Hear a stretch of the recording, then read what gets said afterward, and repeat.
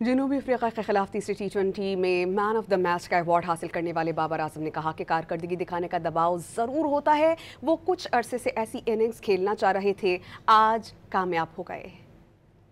मेरे ख्याल से जिस तरह लाहौर के क्राउड ने सपोर्ट किया और मेरे ख्याल से ये इनिंग ड्यू भी थी। यही था कि अपने आप को बैक कर रहा था और बिलीव कर रहा था, टीम बिलीव कर रही थी।